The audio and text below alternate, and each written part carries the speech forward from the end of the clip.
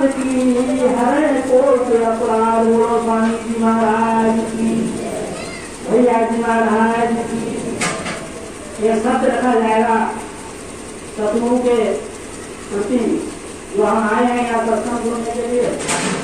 सतगुरु का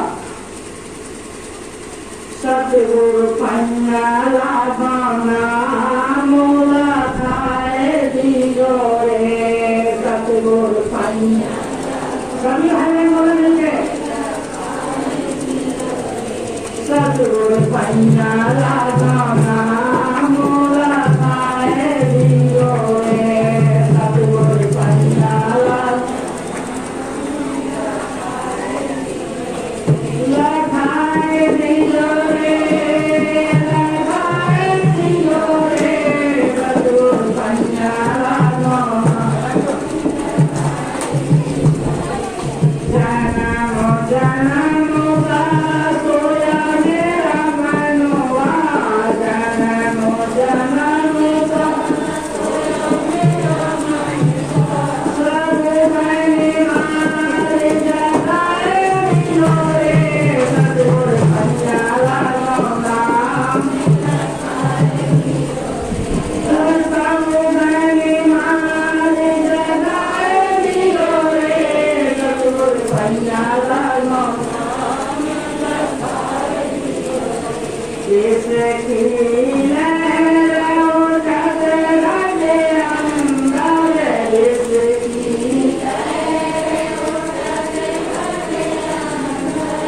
इसकी लहर हमारे सबके अंदर उठ रही है और बहुत तेजी में है ये संसार में।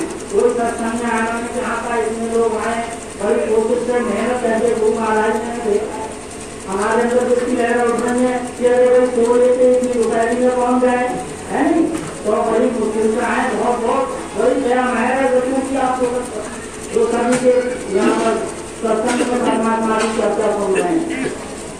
और जिसकी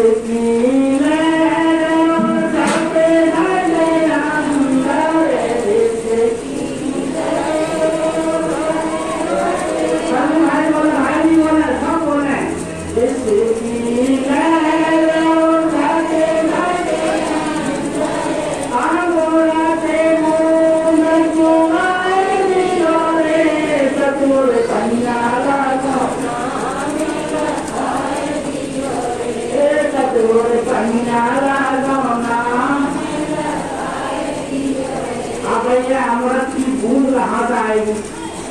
मुश्किल ये है कि कहा तो लिया हमने कि अमृत बूंद तुम्हारे में आका अमृत पड़ेगी, जो हम तुम्हारे लिए सदगुरु आएंगे।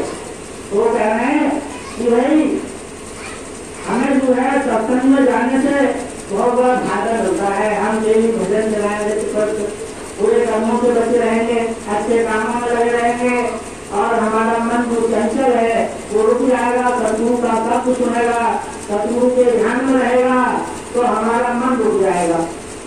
तो हमें जो है बहुत बड़ी शांति मिलेगी। जब शांति मिलेगी तो वहां से जो है सतगुरु हमें जब नाम देते हैं तो हमारे अंदर होकर भीतर बैठ जाते हैं।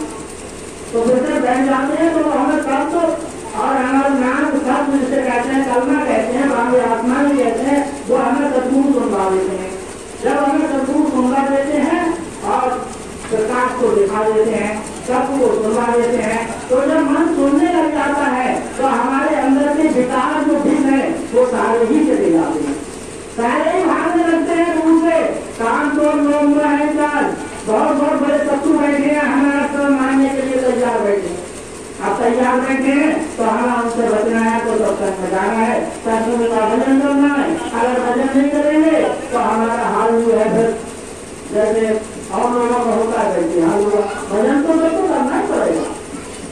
महाराज जी कहते हैं 2.5 घंटा भजन करो तो मुझसे नाम लो अनुसार, तो 2.5 घंटा हमारे भैया जी महाराज ने तो कह दिया चलो भाई जैसे भी है तो मैं सबको बात करूंगा, कोशिश करते रहो। तो एक कहानी आती है,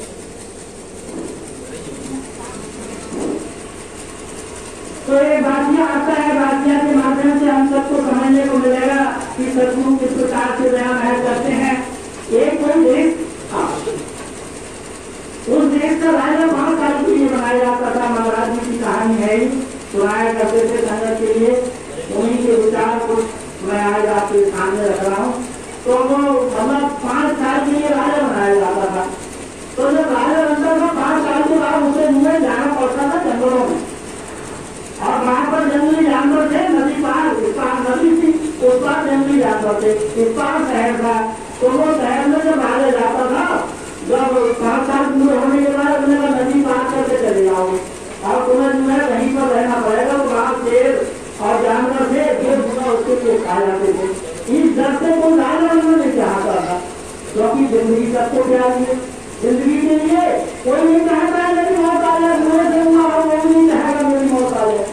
तो वो सब ये चाहते हैं कि हम राजा ना बने, क्योंकि राजा बन जाने तो 5 साल तो काट लेंगे, 5 साल के बाद हमें बढ़ना पड़ेगा, हमें वहां जाना पड़ेगा जंगलों में और शेर धक्का खा जाएंगे।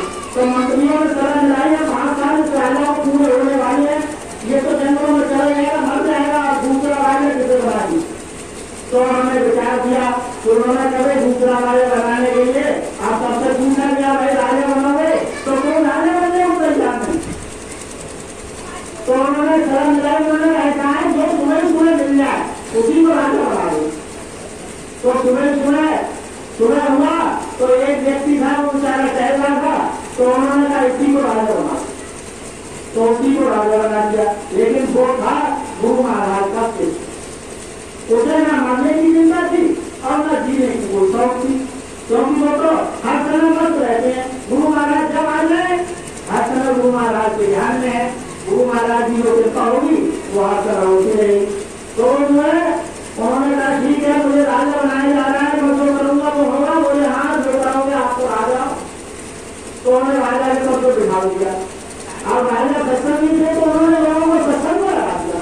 उन्होंने कहा भाई सब सत्संग करो। अब राजा का आगे सबको सत्संग में जाना पड़ता, सत्संग सुनना पड़ता, सब लोगों में सुधार आया। अब धीरे धीरे करके उन्होंने क्या कहा 5 साल मुझे जाना है, 5 साल में मुझे जाना भी है। तो जाना है और जंगल के उस पार जाना है, जंगलों में जहाँ जानवर रहते हैं। तो उन्होंने पहले ही व्यवस्था कर दी। उन्होंने कहा भैया ऐसा है कि उन्होंने गुप्तचर लगाया और उन्होंने कहा जंगल सब साफ कर दो और महल बना दो। तो सबने महल बनवा दी। जहाँ पर भूखान जानवर रहते थे तो उस राजा ने, क्योंकि वो तो सभी था, भजन करता था, भजन में सारी प्रेरणा मिलती है हमें क्या करना है क्या नहीं करना है। तो उसने जो है जंगल के पूरे का महल बनवा दिए वहां पर। आप धीरे धीरे समय गुजरता गया, 5 साल हो गए। तो उन्होंने कहा नदी के उस पार भेजो। तो बड़े खुश होकर जा रहे हो तो मत होकर जा रहे। सब लोग बोले भाई इधर तो कोई डर ही नहीं है। तो उन्होंने कहा चलो भाई 2 साल लोग देखते हैं क्या है क्या नहीं है। तो वहां पर पहुंचे तो देखा कि अरे यहाँ तो महल बने हुए। तो महल बने हुए हैं तो बोले भाई आओ तुम लोग भी लो। बोले सब लोग बोले मैं बुला के लिया। बोले नहीं भाई तुमसे अच्छा राजा कोई नहीं मिलेगा, तुम बहुत बढ़िया राजा हो और यहाँ पर जो है आए हो और यहीं पर आप राजा रहो, आप सत्य करो फिर राजा बनोगे। तो वो राजा को कोई दो राजा थोड़ी तो कहानी बताई जाएगी। हम सबको पता है कि एक दिन जाना जरूर है यहाँ पर, सबको पता है कि मुझे पता नहीं जाना। यहाँ पर कोई नई चीज खाते नहीं आए कि हमें अमर रहना है। एक दिन सबको जाना है, लेकिन सबको पता है फिर भी बहुत कम लोग सत्संग में आते हैं। गुरु महाराज की बात को सब लोग पहुंचे। हम सब राजा हैं और हमें कुछ समय के पश्चात थोड़ा जीवन मिला हुआ है और इस थोड़े से जीवन में अपना काम बना ले।